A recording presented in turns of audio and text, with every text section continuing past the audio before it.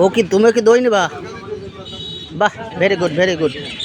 এ দই আমি খেয়ে দেখলাম, ভালোই মিষ্টি আছে, নিয়ে যাও। হ্যাঁ, তা কাকার পরিবারে কে কে আছে কাকা? হ্যাঁ, অনেক কটা লোক আছে আমার। এই দইয়ের ব্যবসা কত বছর করেন রাস্তায় রাস্তায়?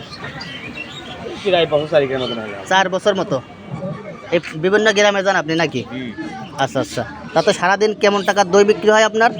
বললাম তো, হলে ভালোই হয়, না হলে তাও একটা ধারণা দিতে পারেন আমাদের। বেচা কেনা হলে মোটামুটি 1000 টাকা বেচা কেনা হয়। 1004 টাকা মতন হয়। আচ্ছা আচ্ছা। তা আমি একটু ধারণা নিতে চাচ্ছিলাম, যদি 4000 টাকা বিক্রি করেন দই, তাতে কেমন টাকা থাকে আপনাদের লাভ? থাকে খরচ বাদ দিয়ে 500-700 থাকে। 4000 টাকা বিক্রি হলে খরচ বাদ দিয়ে 400-500 টাকা থাকে, তাতে খুবই ভালো আর কি। তো এই ব্যবসার পাশাপাশি আর আপনি অন্য কিছু করেন? এই ব্যবসাই করেন? আচ্ছা আচ্ছা, তাতে খুবই ভালো আর কি, মানে পরিবার এর উপরেই চালাচ্ছেন। আল্লাহ চালায়। বাহ, খুবই সুন্দর। তো কাকার কি নিজস্ব দোকান আছে নাকি এই? না না, আমার দোকান না, আমরা মনে করি ফেরি করে দিয়েছি। আচ্ছা আচ্ছা।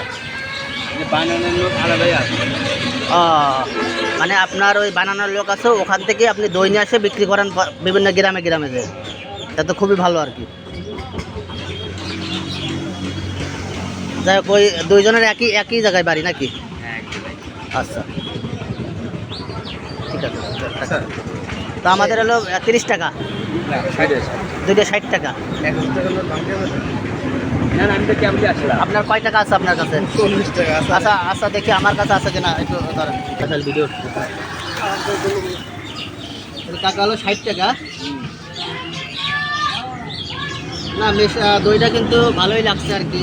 ভাবছিলাম বাইরের দই কেমন হবে, তা খেয়ে দেখলাম ভালোই। কাকা এই যে 60 টাকা নেন কাকা, এই 60 টাকা নেন। ঠিক আছে, ভালো থাকবে না? আমারটা 3 মিনিটের ভিতরে হয়ে গেছে।